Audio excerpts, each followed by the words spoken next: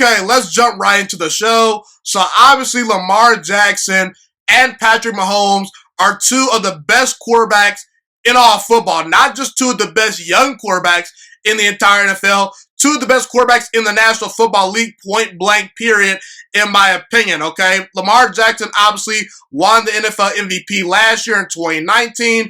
Patrick Mahomes won the 2018 NFL MVP award. To me, both quarterbacks are top 5 quarterbacks. Off the top of my head, no particular order, I say Aaron Rodgers, Deshaun Watson, Lamar Jackson, Patrick Mahomes, and Russell Wilson in no particular order are the 5 best quarterbacks in the NFL right now today. If you look at Lamar Jackson throughout his career, up to this point, he's won 80% of his regular season games. And if you look at Patrick Mahomes, he's won 82% of his regular season games, okay? So Lamar Jackson and Patrick Mahomes, they're both dynamic quarterbacks.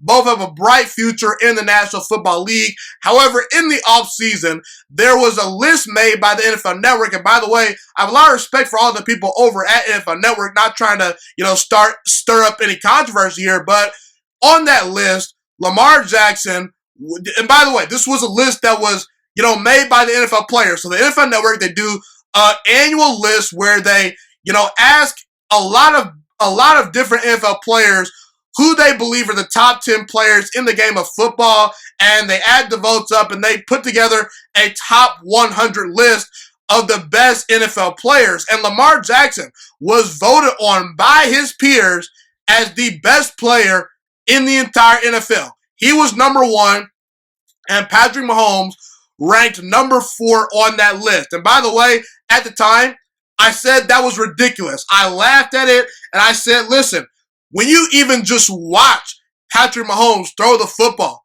compared to Lamar Jackson, it just looks different.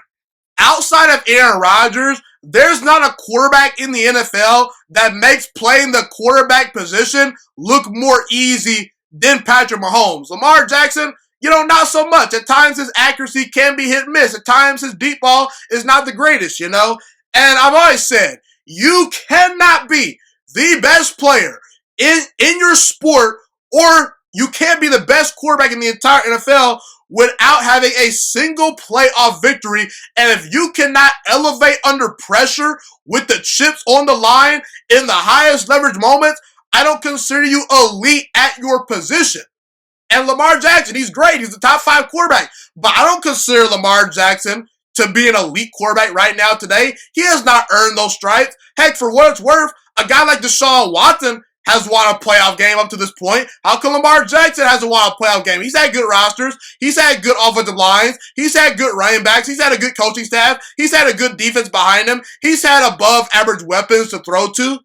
You look at Patrick Mahomes, you look at Aaron Rodgers, you look at Russell Wilson. Those guys have been to Super Bowls and have won Super Bowls, and they've shown they can elevate under pressure. And not to mention, Patrick Mahomes just has a much stronger arm than Lamar Jackson. Russell Wilson throws a much more better deep ball. And Aaron Rodgers, he's got a stronger arm, he's more accurate.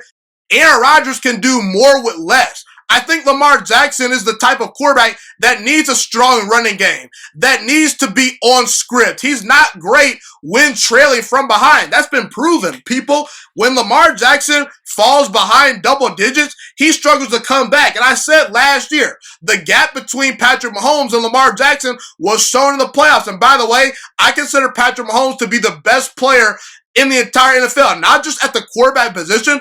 I consider Patrick Mahomes right now today to be the best overall player in the entire NFL. He's more impactful than Aaron Donald. In my opinion, he's, a lot more athletic at this stage in his career than an older Aaron Rodgers. And he can make certain throws that guys like even Russell Wilson can only dream of making, okay? And like I said, the gap between Lamar Jackson and Patrick Mahomes was shown in the playoffs last year. Lamar Jackson, when he fell down double digits to the Tennessee Titans, the Baltimore Ravens were in trouble, and there was no coming back. Patrick Mahomes fell down 24-0 to the Houston Texans. Not only does he come storming back, he comes back on the Tennessee Titans from down double-digit points in the AFC Championship game, and in the biggest moments in Super Bowl 54 versus the San Francisco 49ers defense, an elite defense with a bunch of great players throwing a pass rush at him, he elevates under pressure and leads the Chiefs from behind to win that game. He's starting to make a living off of his comebacks, okay? And not to mention, he's just way more accurate than one Lamar Jackson. And Patrick Mahomes has shown in the highest leverage moments, he can elevate under pressure. And we see this year, the gap is starting to get even wider and wider between Patrick Mahomes and Lamar Jackson. Everyone said, oh, Lamar Jackson and Patrick Mahomes, they're the next rivalry. Well, how come every time Lamar Jackson goes against Patrick Mahomes, he loses? Patrick Mahomes is 3-0 versus Lamar Jackson. Has vastly outplayed him on 3 different occasions. Not once, not twice, but 3 different times. Patrick Mahomes has just vastly outplayed Lamar Jackson. It was not even close, okay? He's 3-0 versus Lamar Jackson in his career. And this year, we're recognizing, hey, Aaron Rodgers, he's probably the league MVP just because he's having a great statistical year. His team is doing pretty well. He's very valuable to his team. So Patrick Mahomes probably is not going to win the 2020 NFL MVP award. But for what it's worth, Patrick Mahomes' team is going to win anywhere from 14 to 15 games. He's playing like arguably the best quarterback in the entire NFL, not named Aaron Rodgers. And as great as Aaron Rodgers is right now, because of his older age, if you're starting a franchise today, you want to pick Patrick Mahomes over Aaron Rodgers. Right now, it's very clear that Patrick Mahomes is the best player in the entire NFL. And I look at Lamar Jackson, I say, has he maybe regressed? Personally, I don't think so, but there's a reason folks on Fox Sports 1, ESPN, your constant talk shows are asking the question, has Lamar Jackson regressed? Because Lamar hasn't taken the necessary steps that I thought he would take after winning the league MVP. And by the way, that's not a bad thing because Lamar Jackson is still one of the 5 to 7 best quarterbacks in the entire NFL right now. But when I look at Lamar Jackson, I ask the question, is he as accurate as Deshaun Watson? I don't think so. I think Deshaun Watson right now today is a better quarterback than Lamar Jackson. For what it's worth, like I said earlier, Deshaun Watson has won a playoff game. Lamar Jackson hasn't, okay? When I look at Lamar Jackson, and I compare him to Kyler Murray, I think to myself, the gap is not super wide between him and Kyler Murray. Kyler Murray right now is having a better season than Lamar Jackson. I compare him to Josh Allen. And I look at Josh Allen's big, strong arm. I look at the way he moves in the pocket, the way he evades defenders inside the pocket, his big body, the throws that he can make. And I think to myself, man, a couple of years from now, Josh Allen might be distancing himself from Lamar Jackson. So in reality, people, Lamar Jackson, he's amazing.